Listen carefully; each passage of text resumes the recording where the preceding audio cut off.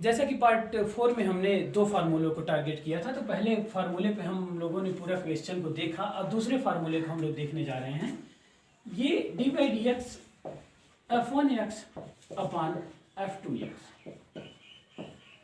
f1x अपान f2x अंश बटे हर भी, यूपी बोर्ड में इसे अंश बटे हर भी कहते हैं, सीबीएसई बोर्ड वाले न्यूमिनेटर बटा डिनोमिनेटर भी कहते हैं।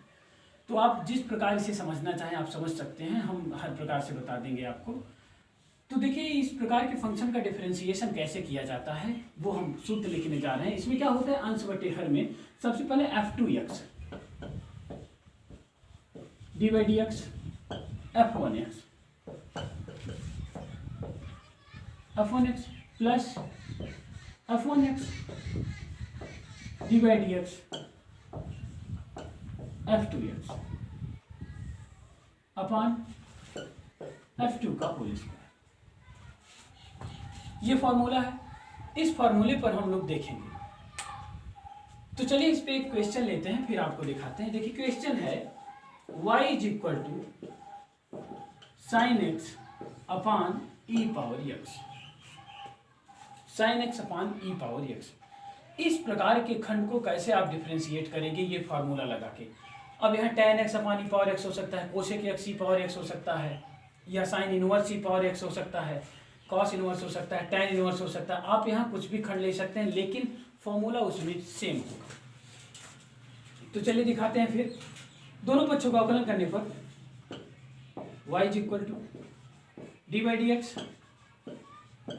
Sign x upon e power x.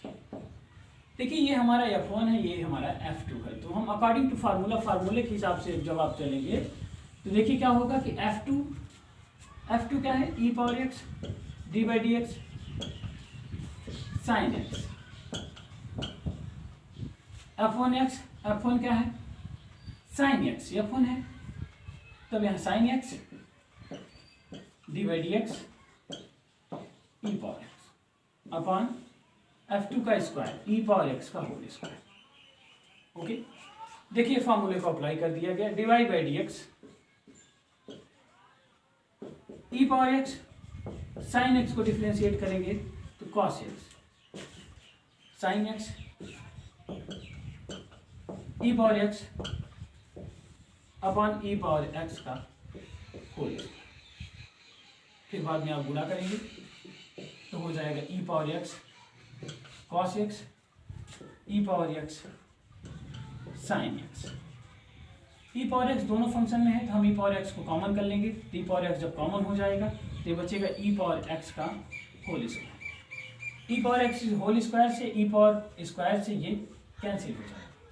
जब कैंसिल हो जाएगा तब आपका आंसर बनेगा cos x plus sine x upon e power x. ये अंश बटे हर में जितने भी खंड आएंगे वो इसी फार्मूले से सॉल्व होंगे। इसी फार्मूले का उपयोग करके आसानी से आप उसे सॉल्व कर सकते हैं।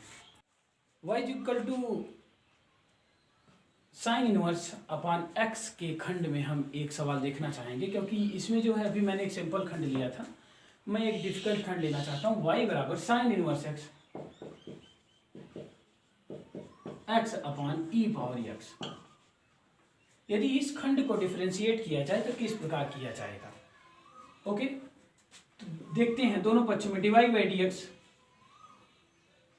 D by d x y, हमने इसको डिवाइड बाई डी एक्स एक साथ बोल दिया, ये बाद में डिवाइड बाई डी एक्स ही बन जाता है। D by d x sine inverse x upon e power x, ये फर्स्ट और ये सेकेंड। अकॉर्डिंग टू फार्मूला ये प्रथम फलन है, द्वितीय फलन है। तो चलिए फार्मूला लगाते हैं। द्वितीय फलन d by d x sine inverse x plus f1 x e power x, नहीं sine inverse x, sine inverse x d by d x e power x upon e power x का whole square. ठीक है, e power x sine inverse का differentiation होता है 1 upon root में 1 minus x square plus sine inverse e power x का e power x ही होगा, ई पावर एक्स का होल स्क्वायर। देखिए जब इस प्रकार खंड बनेगा तो इस प्रकार खंड में एक बात का विशेष ध्यान देना है कि सबसे पहले हम इस खंड का यहाँ गुणा करवाएंगे।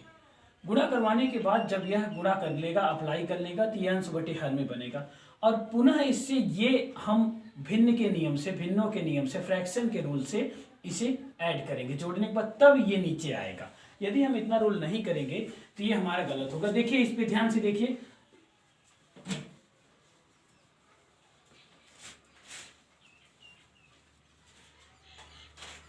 Divide by dx is equal to, जब e पावर x का यहां मल्टीपल किया जाएगा तो ये हो जाएगा e power x upon root में 1 minus x square plus sine inverse e power x से गुणा करने पर आएगा sine inverse e power x पूरे का अपान है e पावर x का होल स्क्वायर। अब क्या होगा कि अब ये क्रॉस मल्टीप्लिकेशन करके ऐड होगा, तो e power x plus 1 minus x square sine inverse e power x पूरे का अपान रूट में 1 माइनस एक्स स्क्वायर। ओके, जब पूरे का अपान रूट में 1 माइनस एक्स स्क्वायर हो जाएगा तो ये e पावर x का होल स्क्वायर, नीचे तो पूरे का बचा ही है। जब इस प्रकार के खंड आ जाएंगे तो इस प्रकार को खंड करने के लिए हमारे पास एक रूल होता है कि यदि a अपान बी पूरे का बटा p अपान क्यू है तो उस आधार पे ये जब पलट के जाएगा तो ये a अपान बी ये q इंटू पी बन जाएगा। ये रूल हमेशा अप्लाई होता है q इंटू पी बनने का।